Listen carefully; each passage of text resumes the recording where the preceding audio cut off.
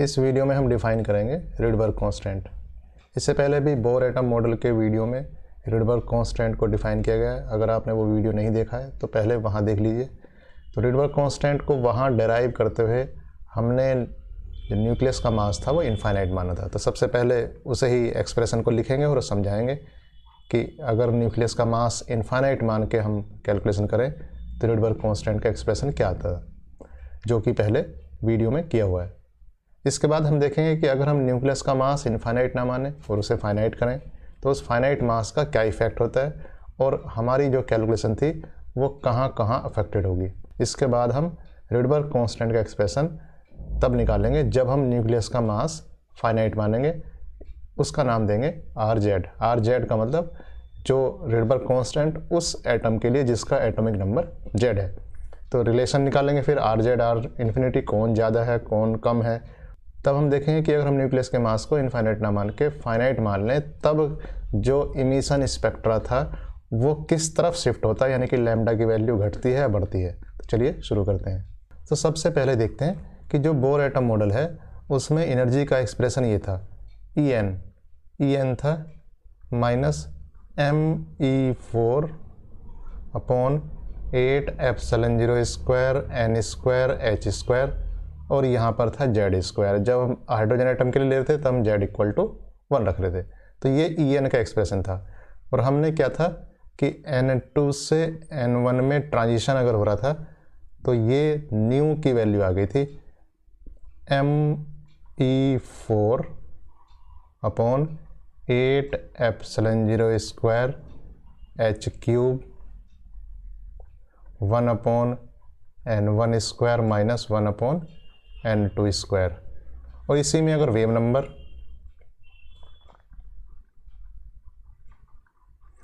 या न्यू बार या 1/λ करें तो ये हो जाता था me4 upon 8ε0² ch³ 1/n1² minus 1/n2²।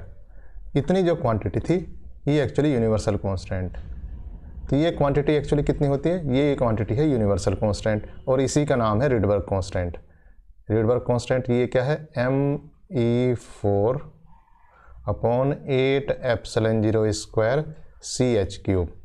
अगर हम इसमें वैल्यूज रख दें तो इसकी वैल्यू आती 1.1 × 10⁻⁷। ये सारा डेरिवेशन पहले एक वीडियो में बोर एटम मॉडल के वीडियो में किया गया है। अगर आपने वो वीडियो नहीं देखा तो पहले वो वीडियो देख लीजिए। तो यहाँ एक बात ध्यान देने की है कि हमने क्या किया था। तो अगर उस बात को गौर से देखें तो यहाँ पर एक डायग्राम होता है कि ये न्यूक्लियस है और ये एक इलेक्ट्रॉन रिवॉल्व हो रहा है। तो देखिए यहाँ पर हम न्यूक्लियस को क्या मानते हैं, ये एज्यूम कर देते हैं कि फिक्स है और ये इलेक्ट्रॉन रिवॉल्व कर रहा है। तो यहाँ पर न्यूक्लियस को फिक्स मानते हैं और इलेक्ट्रॉन को रिवॉल्व करता मानते हैं। तो यहाँ पर एज्यूम किया हुआ है कि न्यूक्लियस फिक्स्ड है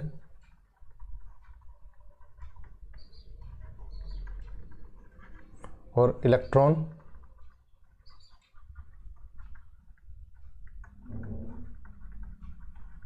रिवॉल्विंग अराउंड न्यूक्लियस।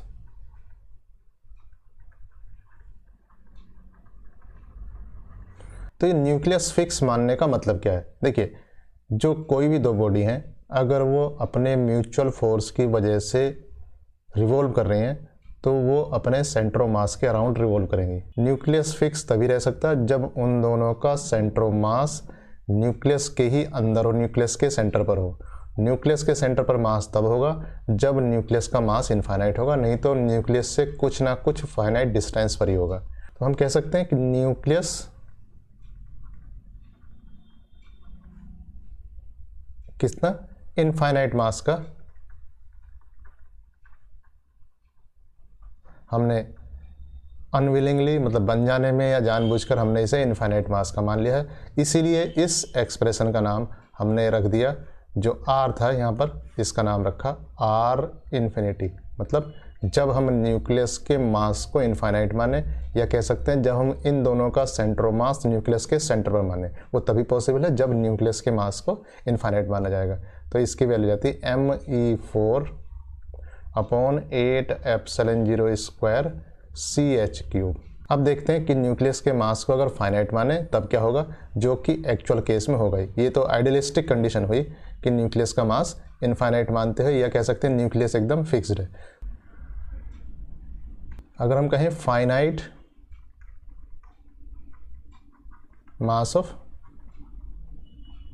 न्यूक्लियस, तो न्यूक्लियस का मास कितना मान दें हम, m, कैपिटल M, और मास ऑफ इलेक्ट्रॉन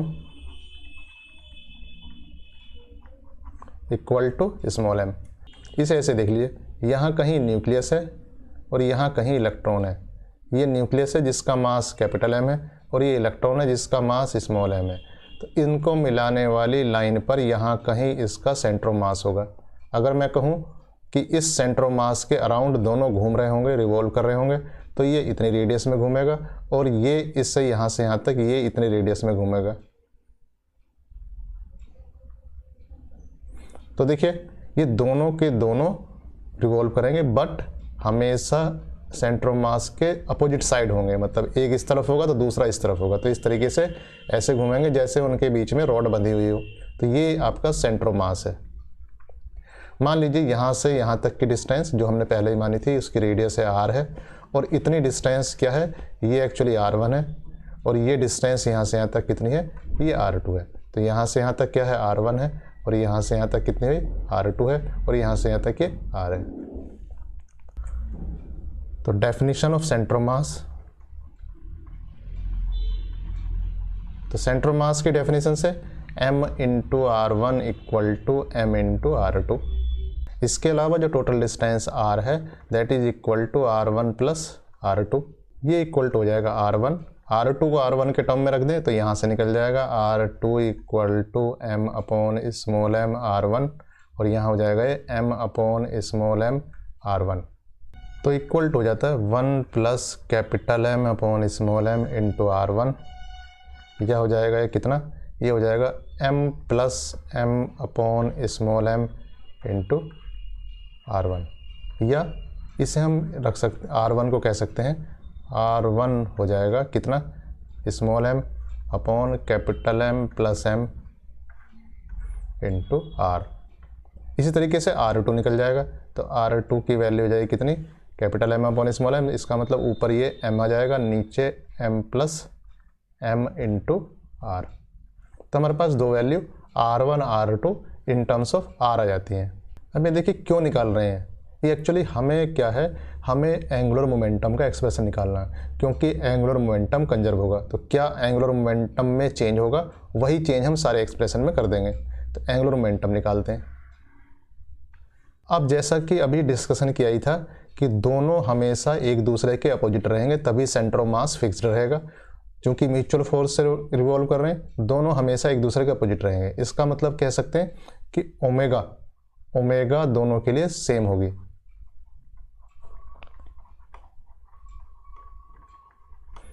v अलग अलग होगी क्योंकि ये रेडियस अलग अलग है। अब हम कैलकुलेट करते हैं एंगुलर मोमेंटम।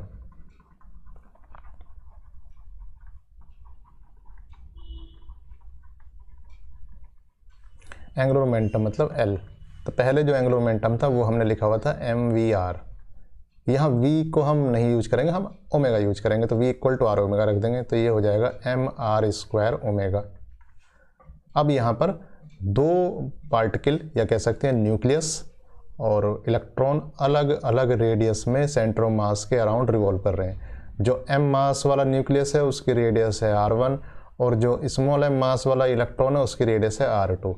दोनों की ओमेगा सेम है, इसकी भी ओमेगा ये है। तो इन दोनों का जो एंगुलर मोमेंटम होगा उन दोनों का सम यहाँ पर लिखेंगे। तो यहाँ कितना हो जाएगा, यहाँ हो जाएगा m r1 square omega plus small m r2 square omega. तो यहाँ r1 r2 की वैल्यू रख देते हैं। तो इस कैपिटल M r1 स्क्वायर कितना होगा, ये हो जाएगा m upon capital M plus m का square r square omega plus small m capital M, M plus M square R square omega. अब यहाँ इसे थोड़ा सोल्व करते हैं। इसे सोल्व करने से आप देखेंगे कि नीचे m प्लस एम का जो स्क्वायर है वो कॉमन है, तो इसे लिख देते हैं m प्लस एम का स्क्वायर, ये कॉमन हो जाएगा। ऊपर देखिए आर स्क्वायर ओमेगा कॉमन है, और इसके अलावा ये m small M square, m capital M square, तो यहाँ पर ये भी कॉमन आ जाएगा, आपको ये कॉमन आ जाएगा। इसके अलावा आर स्क्वायर ओमेगा कॉमन है, तो यहाँ क्या क्या बचता है, यहाँ देखिए एक m कॉमन ले लिया, दूसरा m कॉमन ले लिया, एक m ये बचेगा स्मॉल m, और यहाँ पर क्या बचेगा, एक m कैपिटल M बचेगा। तो इससे होगा क्या, ये जो पूरा ब्रैकेट है इसकी पावर से यहाँ कैंसिल हो जाता है, तो यहाँ ये आ जाता है m m upon m plus M R square omega L। इसको एक नई क्वांटिटी मानते हैं जो कि पहले मैकेनिक्स में पढ़ चुके हैं, ये होता है रिड्यूस्ड मास। तो L की वैल्यू इतनी आ जाती है, जहाँ म्यू क्या है, ये है रिड्यूस्ड मास।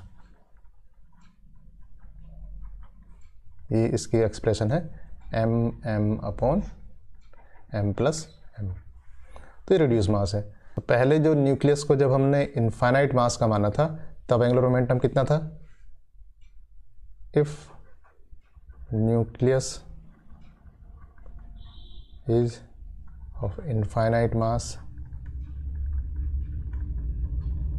तो L था हमारा mvr या mr स्क्वायर ओमेगा। तो जो बोर पोस्टलेट था वो उसी हिसाब से मॉडिफाई हो जाएगा। तो बोर पोस्टलेट पहले क्या था, अर्लियर, तो बोर का जो फर्स्ट पोस्टलेट था, बोर फर्स्ट पोस्टलेट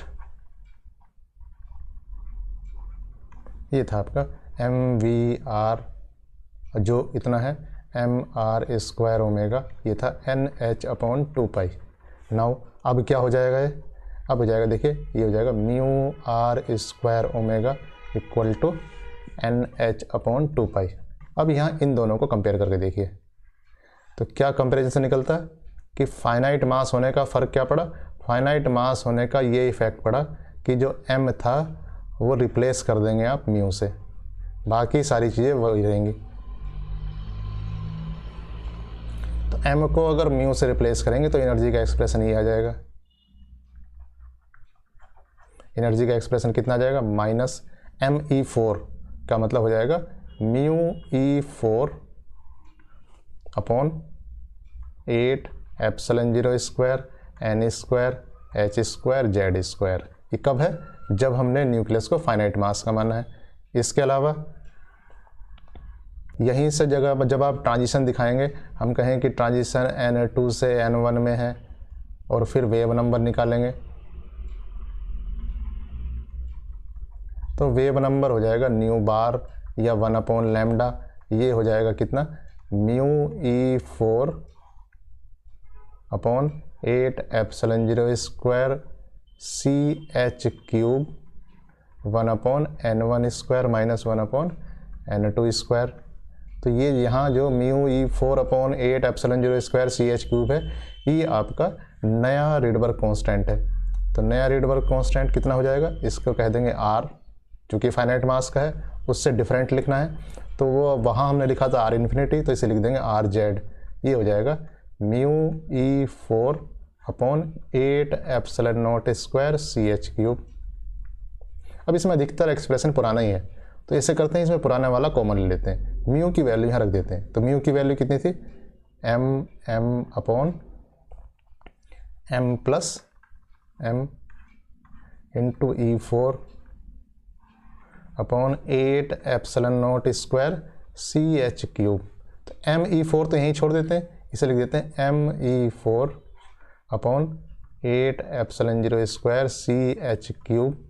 इसके अलावा क्या बचता, कैपिटल M, और ये बचता m प्लस m। कंपैरिजन करने के लिए इसको फिर से आगे लिखते हैं, तो r की वैल्यू फिर से आ जाती है, RZ आ जाता है, RZ। यहाँ इतना हिस्सा क्या है, ये इतना हिस्सा है R इन्फिनिटी, जब हमने न्यूक्लियस के मास को इनफाइनाइट माना था, तो हो जाता है R infinity capital M upon small m plus तो यहाँ हम इन्हें इसे भी नीचे ले आते हैं, तो इसे नीचे ले आएंगे तो आर जेड आ जाएगा कितना, आर इन्फिनिटी, ये m की जगह 1 आ जाएगा, 1 plus small m upon m। तो ये पता चलेगा कि आर जेड बड़ा है या आर इन्फिनिटी बड़ा है। तो यहाँ कंपेयर करके देखते हैं। इस एक्सप्रेशन में देखिए जो डिनोमिनेटर है, जो नीचे है क्वांटिटी है, ये क्वांटिटी ग्रेटर देन 1 है। इसका मतलब आर जेड छोटा होगा आर इन्फिनिटी से। अब आर जेड कहाँ यूज हो रहा था, अब देखिए एक्सप्रेशन आपके पास ये था, ये आपके पास 1/λ इक्वल टू आर, चाहे वो इन्फिनिटी हो या जेड हो।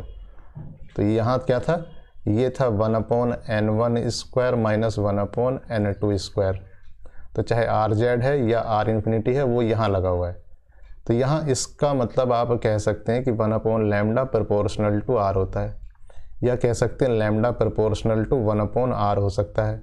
तो जब आपने r को इन्फिनिटी से आर जेड कर दिया, इसका मतलब आपने लेस वैल्यू ले ली। अब तो यह कह सकते हैं लैम्डा जो पहला था इन्फिनिटी वाले था, अब लैम्डा जेड वाला जो हुआ वो क्या हुआ, मोर हो गई। या इसे वाइस वर्सा कह सकते हैं आप, कि इन दोनों का कंपैरिजन कह सकते हैं कि किस केस में लैम्डा की वैल्यू कम होगी, किस केस में लैम्डा की वैल्यू ज़्यादा होगी, या कह सकते हैं आर जेड की वैल्यू कम और ज़्यादा कहाँ कहाँ होगी। तो इस तरीके से हम देख सकते हैं कि अगर न्यूक्लियस का मास फाइनाइट है तो हमें सिर्फ क्या चेंज करना होगा, हमें चेंज करना होगा जो इलेक्ट्रॉन का मास हमने m लगाया था एनर्जी के एक्सप्रेशन में या रिडबर्ग के एक्सप्रेशन में, वहाँ m की जगह हमें लगाना है म्यू, और म्यू की वैल्यू होती है कितनी, m1 m2 upon m1 plus m2। तो यहाँ कितनी हो जाएगी, m upon m plus m, बाकी सारा एक्सप्रेशन वही रहेगा। तो रिड्यूस मास जितना चेंज होता रहेगा उसी हिसाब से रिडबर्ग कांस्टेंट की वैल्यू चेंज होती रहेगी। Thank you.